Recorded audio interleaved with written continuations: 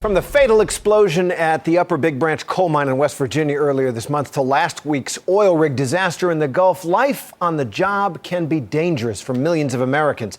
The statistics are chilling, but many of these accidents happen without anyone hardly noticing, as our chief investigative correspondent Brian Ross reports. Brian?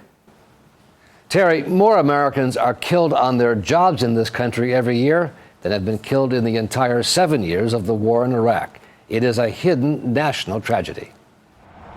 For years, workers at the Tulsa, Oklahoma plant of the country's biggest laundry company, Cintas, performed a very dangerous operation, as seen in company video obtained by ABC News.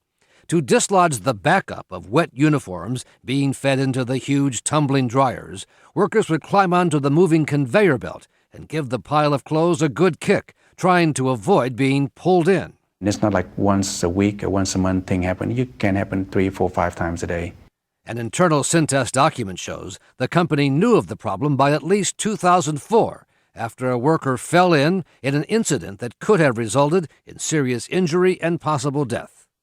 And a former employee who left in 2004 says shutting down the line was frowned upon when he was there. If you shut down the system, take a while to turn it back on, and that's delay. People sit, don't have a job to do. Cintas says after that employee left, it trained its workers to shut down the conveyor belt before climbing onto it. And the company says it did not know that the practice continued at the Tulsa plant until the morning of March 7th, 2007. We have an employee that's been injured in a machine. What kind of machine? What's going on? Laundry dryer. Is something on him? No, he is in it. He's in it? Yes. That morning, Eleazar Torres was doing what he and others had done again and again at the Cintas laundry without shutting down the conveyor belt. First, Torres tried to clear the jam with his hand and then climbed up onto the conveyor belt, jumping again and again on the pile of clothes. This time, Torres would not get away with it, as he was pulled into the dryer with tons of clothes and temperatures that exceed 300 degrees. The battered body of the 46-year-old worker, a father of 4, was found in a pile of wet clothes. It was awful. I just thought of the worst horror movie you could see, after they told me what had happened, how long he was in there. Eleazar Torres was one of 5,488 Americans who was killed on the job that year, an average of 14 a day. We think America should be doing much better. 14 deaths a day on the job is far too many. Dr. David Michaels, the newly appointed head of OSHA, the federal agency responsible for workplace safety, says the Obama administration plans a crackdown. There are a lot of irresponsible employers who don't ensure workers are given safe workplaces to work in. Under the Bush administration, OSHA was harshly criticized for being soft on enforcement, allowing companies to operate on a kind of honor system, and many got away with underreporting workplace injuries. What was the result then of this Bush-era lack of regulation? Well, the result was the numbers have fallen like a rock. So that's a good story.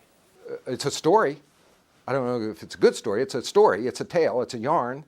Okay? It's not true.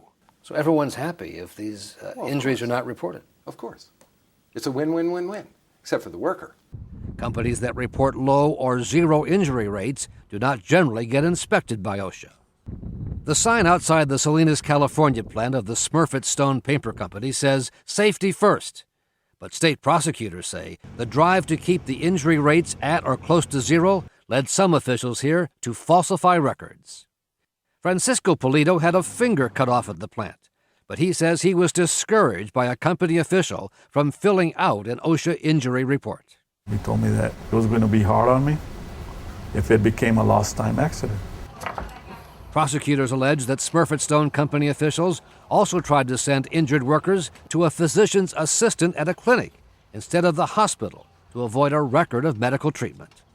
They carried me down the rest of the stairs and outside, and I'm in extreme pain. Christopher Arruda says the plant manager refused to call an ambulance when he was injured or take him to the hospital. I'm telling him to, take me to the emergency room, and he's telling me, it's going to take too much time and all that. Last month, 2 Smurfit Stone plant managers pleaded guilty to criminal misdemeanor charges of concealing events that affected the injured workers' benefits. Prosecutors said part of the motivation was a bonus program for managers and workers if injuries were kept to a minimum or zero. That kind of intimidated employees from reporting that they actually got hurt at work, so they would say they got hurt at home. At the Department of Labor, the new head of OSHA says all of that will soon change. Brian, since the Obama administration began, we've hired more than 100 additional inspectors. Our rate of inspections is going way up. We're finding much more serious hazards, and we're issuing more citations.